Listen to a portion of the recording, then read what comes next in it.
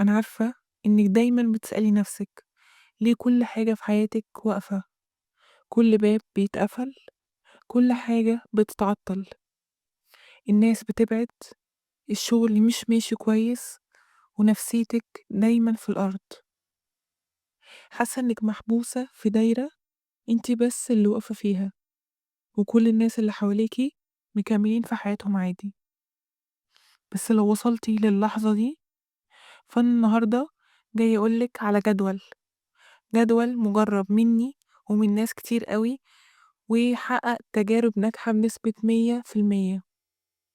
الجدول ده مش بس طهر حياتي، ده فتح لي أبواب عمري ما كنت أتخيلها. النهاردة بعد ما اتأكدت منه جاي أقولك عليه من أصغر تفصيلة لأكبر خطوة، هاخدك معايا في رحلة تخلصك من كل القيود اللي في حياتك. أول حاجة لازم أقولك الأول إيه هي علامات العكوسات وليه بتحصل.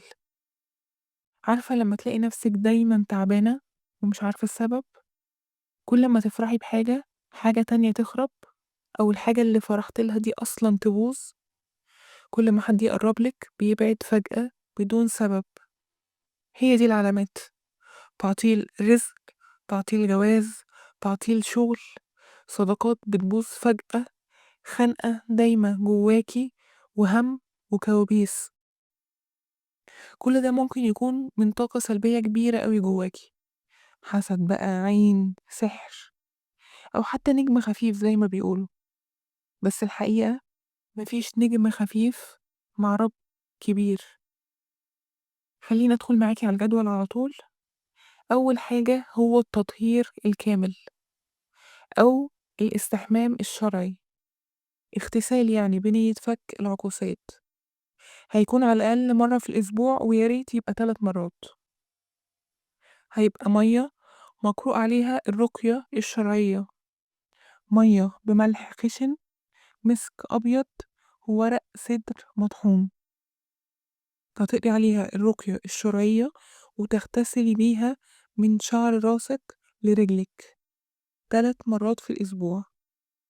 والنية هنا هتكون: اللهم طهر جسدي وروحي وبيتي من كل حسد وسحر وعين وتعطيل.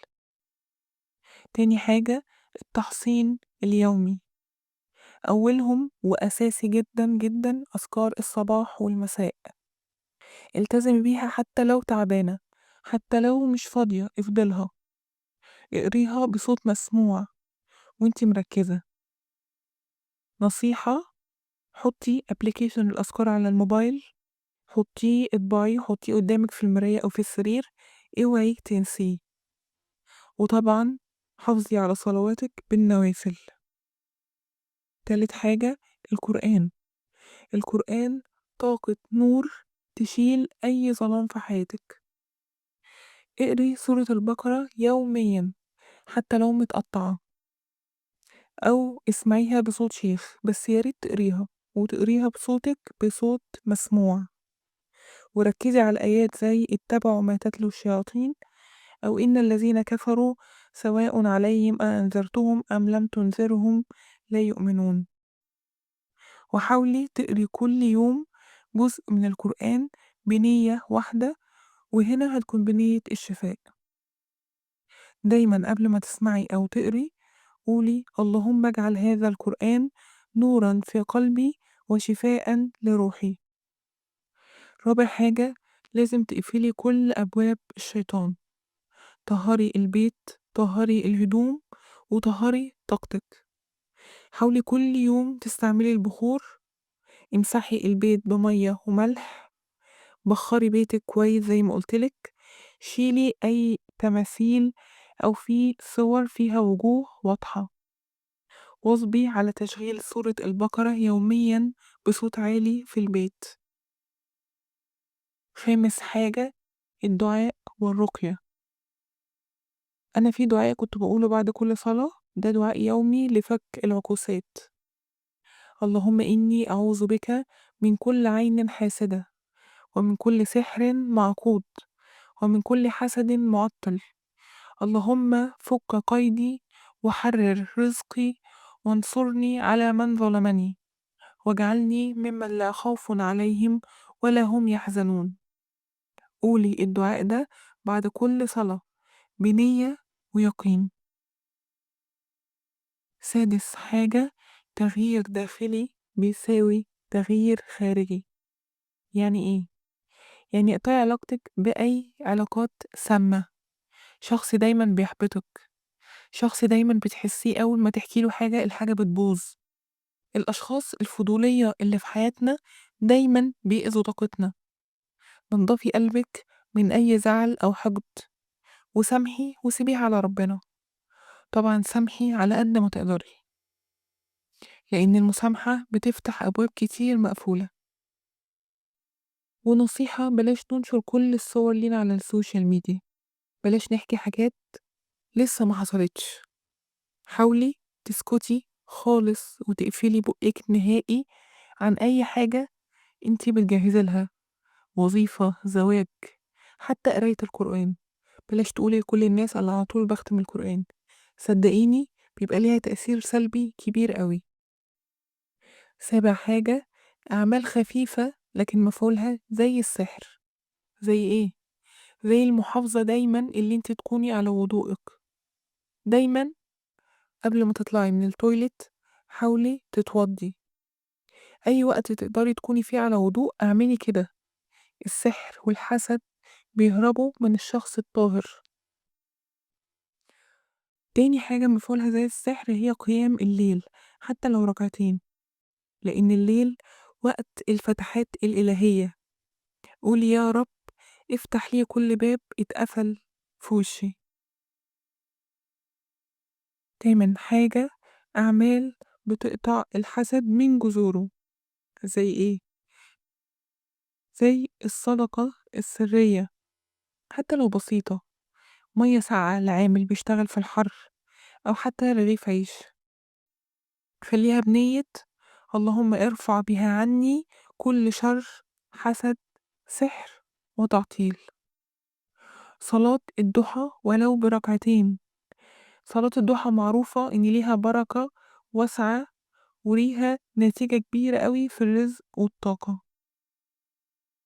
تاسع حاجة، كلمات سحرية يومية، زي الصلاة الإبراهيمية على الأقل 100 مرة في اليوم، والاستغفار برضو على الأقل 100 مرة في اليوم، ولا إله إلا الله وحده لا شريك له، له الملك وله الحمد وهو على كل شيء قدير. الحاجات دي فيها أسرار رهيبة في تفريج الكروب والفتح القوي. عاشر حاجة وآخر حاجة هي النية، قوة النية ويقينك الكبير بربنا. كل ما تعملي خطوة قولي من جواكي أنا محمية من ربي، من رب العالمين، محفوظة بعينه التي لا تنام، لا سحر ولا عين يقدروا عليها. يبقى نقول الملخص السريع. أول حاجة، الاغتسال بمية مقروء عليها الرقية الشرعية وفيها ملح خشن وسدر مطحون. أذكار الصباح والمساء يوميا، والمحافظة على الصلوات بالنوافل. قراءة القرآن كل يوم جزء بنية واحدة وهي نية الشفاء، وقراية كل يوم سورة البقرة أو أضعف الإيمان الاستماع ليها. تبخير وتنظيف البيت وإزالة كل الطاقات السلبية زي التماثيل وغيرها.